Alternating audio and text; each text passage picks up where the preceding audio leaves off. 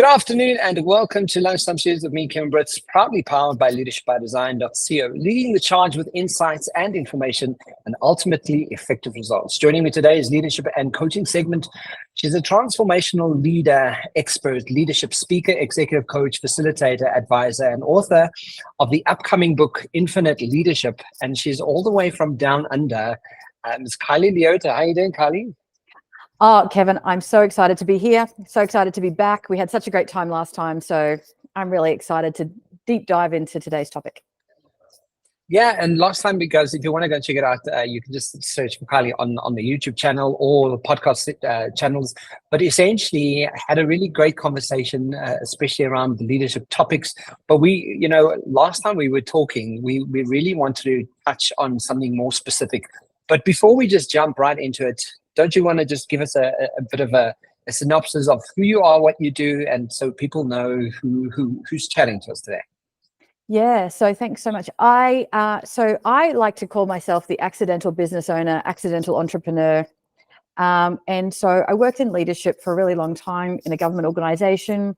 In 2019, the universe kind of went, not really sure that you're really loving that so much. And so I started to pivot my career. So COVID was a great time to do that. I don't know. People thought I was crazy, but, in for a penny, in for a pound, let's go in. And so the last number of years, I have been working as a transformational leadership and executive coach. But one of my big passion pieces is around that change agent kind of piece. And change is difficult for people. COVID taught us that, if nothing else. And how to navigate through well, because I think we got a bit of a narrative, and we're going to talk a bit about that, the narratives we create in our head, right? So we get people that go, oh, I don't do change. And I'm like, well, let's unpack that a little bit, because we're changing all of the time, but now you've got a story around it that kind of has a negative connotation to it, or change is really difficult, or change is, all of these things. So I do a lot of that work. I'm also passionate about, I do a lot of neuro-inclusion work, so making psychologically safe workplaces for everybody, which was our topic last time, but particularly around diverse perspectives and diverse models of engagement, because I think even though a lot of organizations, so DEI sits in a massive sector in corporate, but I still don't think it's done overly well. There's still a lot of ticker box, like psychological safety, ticker box, tokenistic stuff, and not a lot of authentic stuff. So one of my passion pieces is around setting it up for success. I use a lot of tools that I've worked in neurodiversity for many years and actually utilize that to show strengths rather than deficits, and actually take that into the mainstream environment about how we can utilize those things really well. So there are a couple of things. I have many hats that I wear at different times, but they're just a few of them. Yeah, I'm so glad that you've touched on the DEI, because I don't know if you've seen, but internationally, Kamala Harris has been appointed as the new running mate for the Democrats.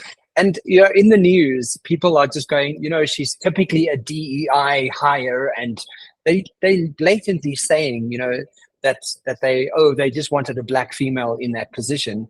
And you're going, what about just an educated one? What about just just someone who's actually the very opposite of Donald Trump? Yeah. I mean, she's a prosecutor. She has so much to lean into that position. So it's interesting how people just go to that blatant bias. And I think our egos get in the way, and when something's different, we're pretty quick to label it, because we're not taking the time to actually deep dive and actually get to know her. We've just decided on the face, she's female and she's black, so therefore it's a DEI hire. But taking away and dismissing all of the things that she took to get there, right? And I think there's so many things that, she would have had to overcome a lot of biases to even get to where she is today. And I think that's what happens in the workplace, is people underestimate the barriers that people have had to get to level the playing field. And so I have this conversation all of the time, that it's not about you should be given extra or you should be given favoritism or any of that kind of stuff. It's really about leveling the playing field, and privilege plays a huge part in that part. And I work with profoundly deaf clients, and we talk about hearing privilege. I talk about, I work with a lot of neurodiverse clients. We talk about ableism and things that come out of that kind of stuff, as well as we know that race, gender, all of that kind of stuff play a huge role. And we have to start normalizing these conversations that Camilla Harris is in place because she's worked very hard and had to work harder to overcome barriers that other people just haven't had to experience. And lucky for them, it's not a less than, it's just they should be grateful that they didn't have to overcome those barriers. So let's level the playing field and remove those barriers and see who's the best candidate on the day. Yeah. And I always have this strong opinion, and people, it's not a likable opinion, but I'm kind of going, okay, to all the white men in the world, we have history and we have evidence to show that you have been some of the worst decision makers of our time. So why don't you all just sit down and let some other people do it who are not white, who are not the same gender, and let's see how they do. Because, factually, the evidence proves that white men in the history of what we know in the last 100 years have made really bad decisions. Yeah. So, and I think, even in leadership as a woman, so I was a woman, I was also a single parent. That was a whole can of worms that came with that, right? Because the job of a parent is to go to work like you don't have kids, and then to be a parent like you don't have a job. And I think as a single parent, that's just exponentially layered. And I remember at one of my workplaces, they were going to give a reward for people that didn't have days off. And I said, well, that's pretty unfair, because I've got 3 kids that were all young at that stage. I was on my own through no fault of my own. And so I'm like, well, why would I even bother? Because that's not going to be, the people that are going to get that award are the single men or potentially the dads, because generally the women over here will be the ones that have the day off. So why bother? I was once at that same environment actually told that I was intimidating because I was knowledgeable. And my first thought was, would you have said that if I was a man? But that was actually said to me, you're so intimidating because you're so knowledgeable. And I'm like, is that not my job? Like, it blew my mind. Like how 7 years on, that still comes up as a conversation, right? Yeah. I'm like, whoa. And I'm like, but I also thought at that time, it was a very strong male that had come from a military background. And I thought, I wonder if I had the same knowledge and I was a man, whether or not he would have felt intimidated by that. I don't know. Yeah, it's and when people say that kind of thing, it's quite interesting how it doesn't even pass them by that it's an insult, or that that's not okay to say. It's like, or perhaps it's actually their ego that's the issue, not my knowledge, right? Exactly, yeah. But I mean, for today's conversation, we don't have a lot of time, but for today's conversation, we wanted to speak about the importance of the Enneagram assessment, the benefits of using it, and from my personal experience, just to share, when I first heard about the Enneagram, my position generally is from, as a master practitioner in NLP and timeline, specifically what you learn is, it's a futile approach to want to box anyone for that matter into a position that could potentially grow out of something, right? And when I first heard it, I was like, the Enneagrams are for me. And one of my colleagues actually said, let's just do the assessment. Let's have the conversation and then let's unpack it a bit. I was like, okay, and I kind of humored the process, and then discovered that I'm a 7 on the Enneagram. So, that makes a lot of sense, actually. Right. So, and then I was like, understanding your centers of gravity, the 3 centers of gravity of fear, anger, and shame. And I was going, that's really significant, because, from an NLP perspective, we also understand intention doesn't necessarily equate to behavior. So when you hear it in that context, you kind of go, oh, okay. So, my intention could be based and triggered by fear, but my behavior is completely, erratic or egotistical or whatever that behavior patterns are. And then, people don't necessarily recognize the correlation there. So, I mean, From your perspective, tell us about, why the Enneagram important, and what is it that why should we be using this as a tool? Yeah, so I'm certified in DISC also. So like you, got a few modalities in my little toolbox. And one of the things that I found, so I worked in government organizations for a really long time. So Myers-Briggs was a pretty big one in the organizations that I was in. It was always flagged, and that was useful. DISC was another one that was flagged. And I hadn't ever heard of Enneagram until probably about 6 or 7 years ago. And I kind of came across this path, and then I listened to a podcast and they were describing types. And I remember sitting there and I remember looking around the room going, is there a camera? Is there someone actually watching me? Because how do they know this stuff, right? Because I think I'm a pretty good master of all the things. And I felt like quite called out. And I was listening to this podcast, and one of the things the guy said on it was, don't sniper type people. So don't assume that you know what other people's types are by talking to them. This is a really personal journey, and go on there. And at the time I had a partner, and I'm listening to that podcast going, oh my God, he is so an 8. So an 8. So we know that 8s don't like to be told what to do. So I'm like, how am I going to get him to do the assessment? Because I think this would be really useful. So first of all, I did my own stuff. But anyway, and I tell this story because I find it quite humorous. So we were laying in bed one day, we were having a bit of chat about all these things. And I was like, found this really useful. And so kind of set it up. He likes to be challenged sometimes in his thinking. So I was like, okay. So challenges. He goes, right, we'll do it. And then we did it at the end, and it came out an 8. But he didn't like being told by the test he was an 8. So he made us do it again. And I just thought that was just a beautiful summary of how classically 8 he was in that particular set. So what it was for me, I was like cracking up when he made me do it again. Anyway. What really happened for me was, and what I have seen in my journey is, people used to say to me they could change their Myers-Briggs type depending on where they worked. Same in DISC. People's profiles would change.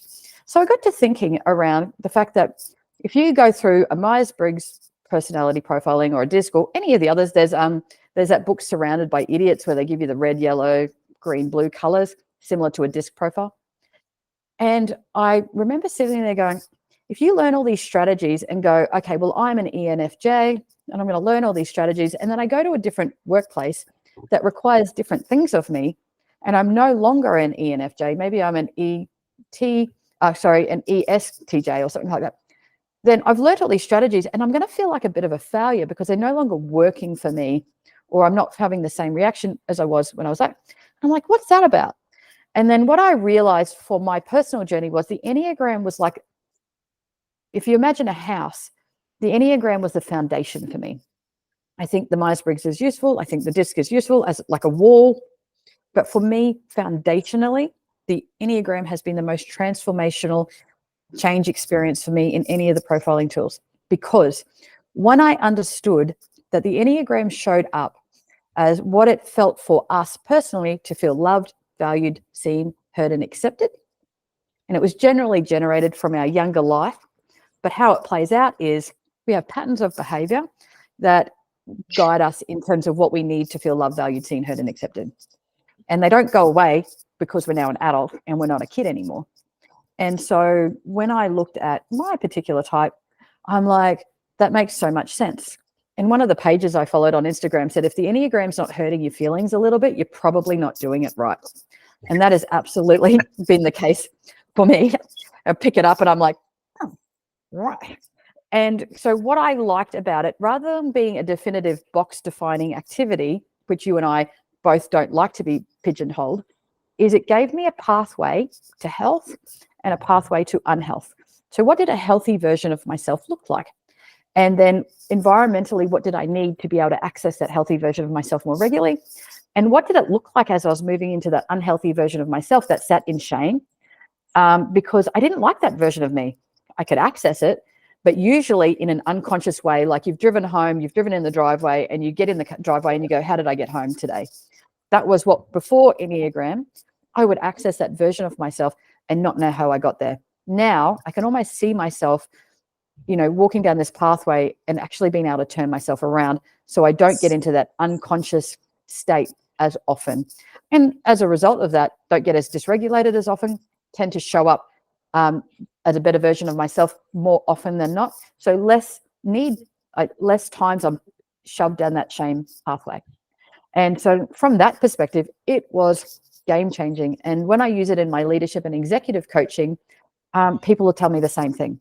They're like, people that have been leaders for 20, 30, 40 years going, Kylee, this is the first thing that has allowed me to feel a sense of permission that it's okay for me to be me. And that in and of itself is so powerful, right? And then I utilize it in terms of understanding self, but also things like, well, we've all got different communication preferences. And going back to that diversity piece, the best teams are made up by a variety of different Enneagram profiles. The hardest thing about a team is being made up of a variety of different profiles, because you've got different drivers, you've got different communication preferences, you've got different needs, and you have those different triads that you were talking about earlier. So it's complex, but we tend to think that people think like us and are offended when they don't. But how do we create a robust, high-performing team? By generating this robust and diverse conversation, because that's where the best conversations happen and the best outcomes happen, when you've got diverse perspectives and you can hold space for those diverse perspectives. So, as you're speaking through it, one of the things that stand out, and you mentioned high-performing teams, and I think very often, and it does play into that DEI perspective, right? And I've worked in an environment, and some environments I still work in, where the senior person in the environment is the one person that doesn't see their own blind spots. They don't see that they're functioning from a position of shame or fear or anger, and they just they micromanage the process, or they really just they behave erratically, or there's always nitpicking and drama, and you're kind of going, how have you been through this process, and how have you not noticed? How have you not acknowledged that you are actually part of the problem, right? And I think that's one of the reasons why having this conversation is also so just a re-emphasis of the importance of this, because as you say, when you go into the unconscious sort of usual pattern behavior, you unconsciously competent at doing the thing you're doing, right? But at this position, you want to be able to investigate and curiously unpack and learn what those triggers are, because like you say, if you're very comfortable with what your Enneagram type's kind of saying about you, you might need to take it again, right? And essentially that's the thing.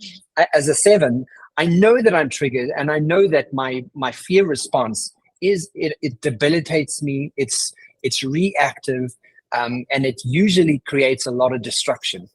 And I know that I recognize that because I understand quite well, because it's a wonderfully rehearsed emotion that I experience, is when I settle into feared state, I usually have really bad behavior. So, but with bringing it back into the consciousnness and kind of going, okay, let me understand self. And like you were saying, that foundation of going, why am I feeling this way? Where's the origin of this feeling coming from? Suddenly I'm tapping into, okay, this is my fear triggered response as a 7. And I'm going, okay, cool. I'm just having a triggered reaction. What is my next best option here? And until we get to a perspective of knowing that that's how humans function, we all just live from a triggered state, and we don't even realize that we're doing it. And I think that sometimes that behavior can be tricky, because sometimes a behavior can look helpful, but it's actually quite maladaptive, right? So I'm a 2, I'm the helper on the Enneagram, right?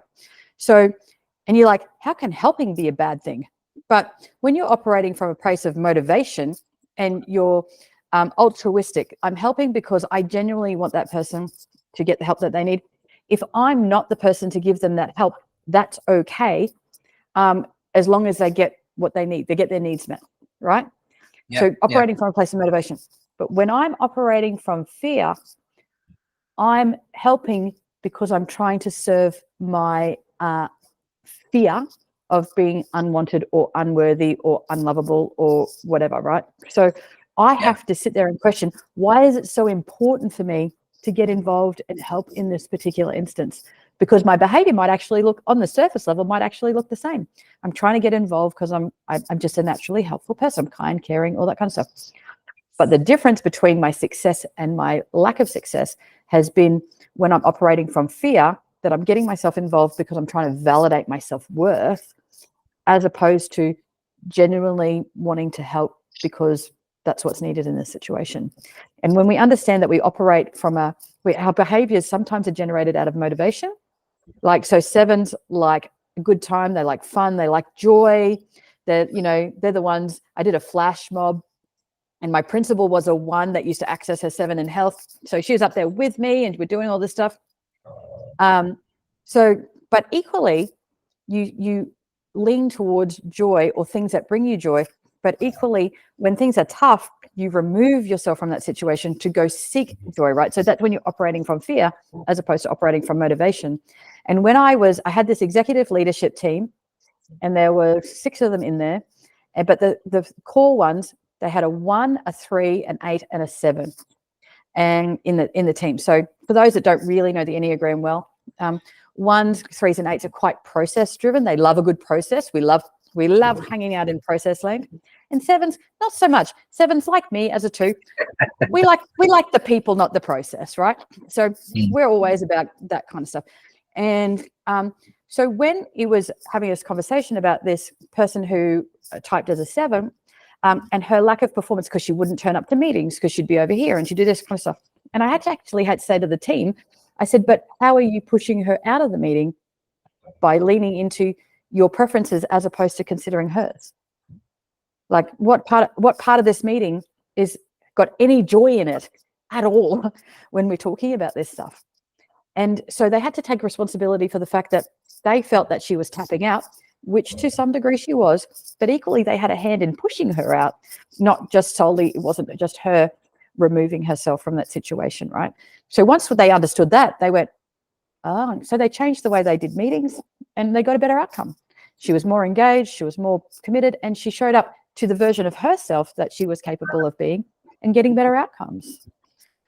Yeah, I love that. And so, I mean, one of the questions that I've got in front of me is in terms of relationships, right? So whether it be work or personal, how do from a practitioner's perspective, I mean, how would you go about cultivating better relationships between colleagues or partners, for that matter? Because essentially, we all have those triggers. We all are coming from our best version that we allow ourselves to be aware of. But essentially, we get it wrong often as humans. We have human behavior and we make mistakes. So what would your perspective be on how to create better relationships? Yeah. So the first part in it, whether it be a personal relationship or a professional relationship, is the first part is actually to not worry about the other person, is to worry about yourself. And actually like do a bit of a deep dive. So one of the things I do when we do the assessment is I give people a particular book that I really like to use, and it has some information about it. And I ask them to read through it and ask them to reflect. Having a really good reflective practice is really important. What resonates with them, what doesn't resonate with them. And then we have a coaching session around, help me unpack. We unpack it a little bit more about what felt aligned for you. What do you notice about yourself, when you're in your best version of self versus your not best version? And then I do it with the other person or the team, depending on where we're doing it. And then we look at specific things. Like, we know that generally in relationships, one of the biggest things that breaks down is communication. So we look at communication preferences. So for example, I like to have really deep, sometimes emotional conversations about things I'm really passionate about, right? My former partner was an 8 on the Enneagram. He just wanted the bullet point version of what I was talking about, and he didn't want it to be too vulnerable. So the best conversation we had was when I allowed him to lead that, or if I prefaced it with, hey, I need to have a really deep conversation. When do you have time for this? Because catching him off guard never got the outcome I wanted. So me understanding that he was an 8, I changed the way that I communicated to get my needs met versus just expecting him to adapt to my needs. So that was one of the things. So helping people understand their own type, and the gifts that come with it, right? The gifts and the blind spots. And again, to that permission piece is understanding that there's nothing wrong with whatever type you are. There's gifts in all of it, but also understanding that you will have certain things that trigger you, and self-identifying what those are instead of unconsciously losing it, helps bring to the conversation saying, hey, I notice that when I'm tired or when I'm feeling particularly passionate about something, I actually don't want a bullet point conversation about something. I actually need this conversation. So how can you get your needs met? Because I know sometimes when you're tired, that's the last thing you want. But how can I get my needs met? And actually coming up with an agreement about how we're going to do that. And so I've helped couples, personally, that are married, even couples that have been separated, have a better communicative relationship, because understanding communication preferences, understanding conflict preferences, understanding blind spots, and how to circle back and repair when something hasn't gone well, or you've not shown up as the version of yourself that you want to do. So you've been triggered by, those underlying things. So how do you repair, and how does that other person notice that about you so they can meet you part of the way there? What I love how you sharing that is because I think communication is a significant part. One of the things I always lead with when doing any kind of coaching is what we know the brain loves structure and strategy. That's a given, right? So when you are speaking to anyone that you're having a relationship with, whether it be colleague or not, or personal at least, structure and strategy, everybody has their own strategy on how they like stuff, and how that structure is put together is quite individual. It's quite uniquely theirs, right? And using the Enneagram is a really good kind of indicator of how this person personally likes that structure being unpacked, right? The other one that I always lead with is the meaning of your communication is the response that you get. And nobody likes that presupposition. But, if you're communicating, especially because you're emotionally connected to, a personal relationship, if you're getting a response that you don't like, perhaps you've communicated in a way that triggered someone else, right? Yeah. So again, sure. it comes back to, like you're saying, focus on you, focus on how you're doing you. And if you're doing you well, chances are the relationship you're having with people is also, your experience of the relationship is also different. So the awareness, the self-awareness of how you tapping into your own abilities and looking at you first. And when you're getting it right, you can sort of gauge, is this landing with the person, and am I communicating exactly how this lands for me, so my person understands that. And I think very often we place that undeniable, unspoken expectation of our partner to kind of go, yeah, but you've been with me for 5 years. Why don't you understand? Yeah, and for you sure. kind of go, but do you actively communicate that in a way that it lands for that person to understand? And do you investigate and do the work on yourselves to kind of go, well, this is the joint approach that we've agreed upon, and I think a lot of people don't do that. No, I agree. And I think it comes back to that intention impact part. So it wasn't my intention. So again, as a helper, this was another learning, right? So I would offer, my former partner would ring me up and he would tell me the story, and I'd go into problem solving mode, right? Because I'm going to be helpful. And he would get so offended with me at times. And I'm like, it would cause some real robust arguments. And I'd be like, why are you upset with me? I'm just trying to help you. But I learned, once I understood the Enneagram, that as an 8, when I was offering help, he took that I didn't think he was capable of solving the problem because he needed to be strong, right? And when I understood that, I went, oh, that makes so much sense to me now. So it changed the way that I offered. So when he was ringing me and telling me this stuff, I actually wouldn't offer help. I would just hold space for him and go, well, and I'm here if you need. And then over time, as the relationship built, he would say, hey, I'd like your input on that. I also am I call it a think out louder. I like to process my thoughts through talking. And so I also had to learn that I used to have to preface that with, I'm just having a rumble, because when I processed out loud, he thought he had to fix everything. And then I'd be annoyed because I just want you to listen and let me vent. So by prefacing it with, hey, I'm just having a rumble, that allowed him to go, okay, I don't need to do anything here. And just allow me. And I said, because I often when I was processing out loud, I'd come up with my own solutions, right? But I think the other part, going back to a key point in teams, is when I was doing this as the executive leadership team, I had this beautiful group of people, but they all wanted to impress their boss. So when we did it, I said, first of all, you're going to do your type, and you're actually not going to discuss it with anybody at the moment. We're just going to do you. And then we'll get to the other person, because all the team wanted to do was know what the boss's type was so they could read up on it and make sure that they were meeting her needs. And I'm like, no, that's not how this works. Start with you, worry about you, and then we'll get to that, because she needed to do her own journey of understanding herself so that when we had the group discussion, she could actually articulate what she needed out of that, rather than assuming because you've read her type, you know what she needs. So making sure that we don't assume just because we've read something that everybody needs the same thing, even if you're the same number, you're not pigeonholed by type, because it's such a complex, it's a simple but complex process, right? So there's so many factors that go into it, and not all numbers are going to need the same thing, because they've got different preferences. You've got your social, you've got your one-to-one, you've got your self-preservation type. There's so much to it that it's not a one-size-fits-all model, even if you're looking at the number. So I think helping you understand yourself so you can articulate out of that what you need, versus people assuming that they know you because they know your number. Absolutely, I love that. But that sort of leads me to the question, just the last question for today's conversation is, how do we understand how the Enneagram types tie into my spirituality, or a part of my sense of self, or my belief systems, and how do we tie that together? Talk through, because I mean we've been touching on it loosely, but what specifically do you think? And I know that for me, as a 7, I related back to emotions, right? And I know that in my fear state, in my triggered fear state, what I generally do is I panic.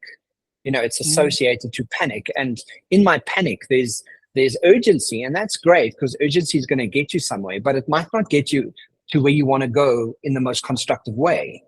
So those patterns I start noticing on, in my own perspective and my own behavior. So this recently, I was telling my partner that, what I'm starting to recognize is, because it's an evolution. It's not not a flick switch, kind of like, now I've got it. But in my evolution of unpacking my own Enneatype, I now realize that nothing of great importance is done in urgency. If I wanted to land, if I wanted to have the outcome, the panic and the fear doesn't get me there, right? In the way that I absolutely wanted to get there. So my spirituality and my growth around that has been recognizing, absolutely understanding that, these are my patterns, these are my behaviors that I associate to when I am triggered, and literally recognizing those and going, okay, cool, Kevin, you're literally triggered right now. Step out of that 7 box and kind of go, okay, what are my alternative actions and steps, and what do I have available to lean into rather? And because I'm connected to my 5, I love going to my 5. And for those who know, it's Light Specialist. Yeah. Yeah. So nerding out, kind of like getting my brain wrapped around, what the potential steps would be. So how would you sort of unpack that around what is that bit of a spirituality growth kind of self-awareness process that you could share? I think probably the best way I can describe it is a ridiculous amount of self-compassion, because so for me, like when in my triggered state as a 2, it drives back to unworthiness every time.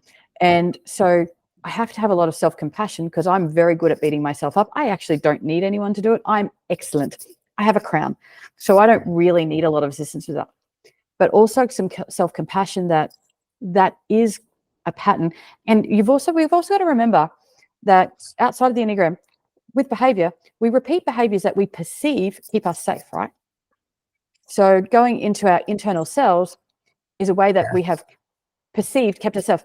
And so for like, I use 8s a lot because they're such a vibrant example, but 8s go to anger, they're very comfortable with anger. 2s hate anger, we're conflict avoiders. So when you are in a natural state, because if I go to anger, then you're not going to see that I'm hurt because I don't like to be vulnerable. So if I get to angry, you're actually going to leave me alone because you're going to be offended by my anger. So I don't have to expose my vulnerability or my hurt, right? So we've perceived that that's kept us safe. But what it's done, it's a false assumption because it hasn't always kept us safe. In some instances, it has. Being strong is how people have kept themselves safe. Being helpful to others is how people have kept themselves safe. And going back to that, we talk a lot about in leadership about the micromanagement because it's such a huge piece.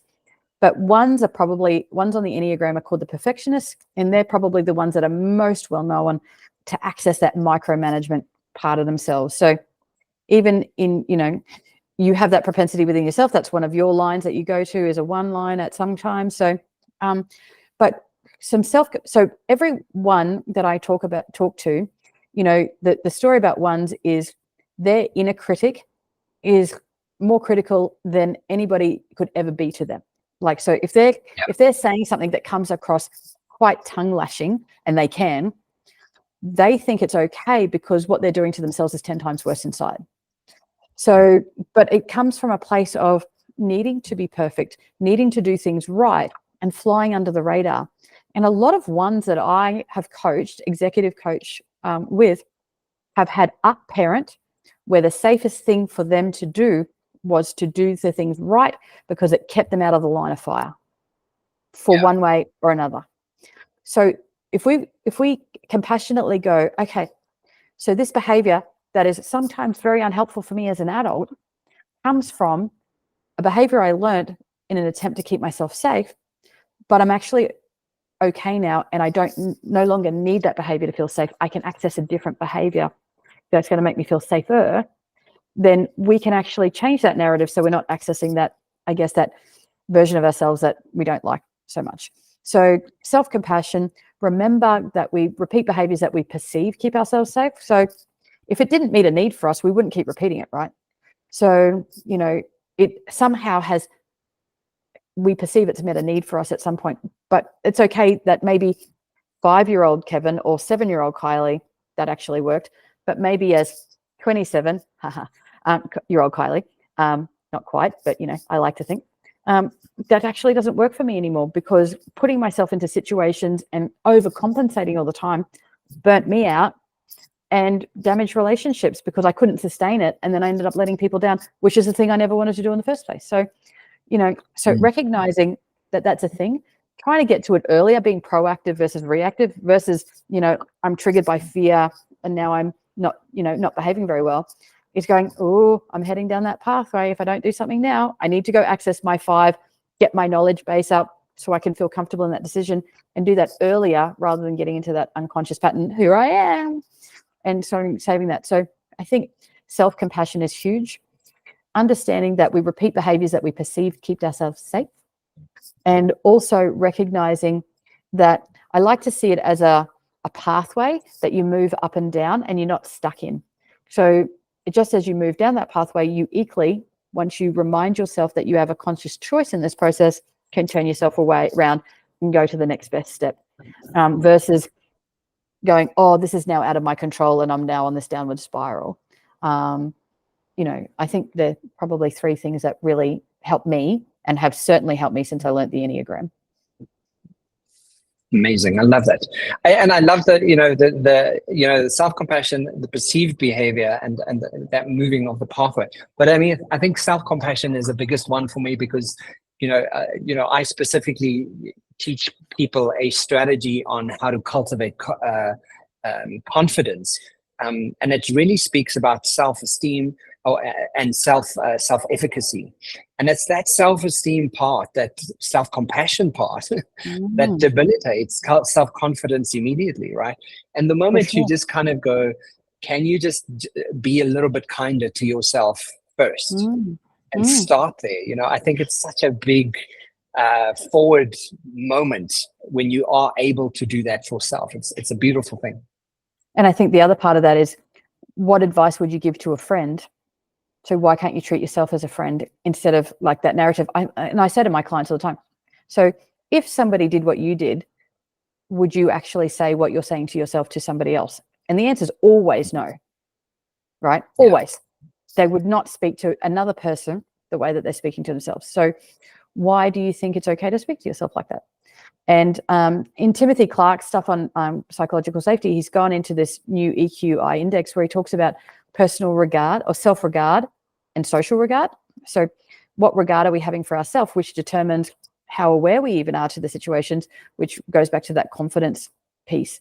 And I think that was such a huge part of that EQ stuff for me was I like to consider myself quite a self-aware person, and I think I've got pretty good self-management skills, socially aware self-management. But my personal self-regard hasn't always been very great. My social regard, I give others way too much credit sometimes. I probably need to rein that in. But I don't give myself the same level of compassion. So just being mindful that that's a pattern of behavior for me. So I have to be conscious of it so I can catch it earlier rather than letting myself, put myself on the ground and give myself some uppercuts all of the time, right? So I think that's huge. Brilliant. Kylee, it's been fascinating. It always is. It's just fun having a conversation with you. Thank you so much. She's all the way from Australia, guys, down under. She's a transformational leadership expert, leadership speaker, executive coach, facilitator, advisor, and up-and-coming book, The Infinite Leadership. When is that due? When is that coming? Well, before the end of the year. So, and my editor's like now on my case about getting some things happening. So she's hoping. So before the end of 2024, you shall have the Infinite Leadership book, hopefully in your hot little hands. Fantastic. Kylee, so last thing, if anyone wants to get hold, what's the quickest way to get hold of you? Yeah, so Facebook, Instagram under Elements #4 Success, and on LinkedIn, Kylee, Kylee, Loeta, Leota. I'd love you to hit me up, send me a message, or my website, elementsforsuccess.com.au, and just send us a link on the contact us, and we'll be in touch. Fantastic. Kylee, thanks for chatting about the Enneagram. Have a fantastic week. I'll chat to you soon. Thanks so much, Kevin. Amazing as always. Thank you so much for your hospitality. Cheers for now. Bye-bye.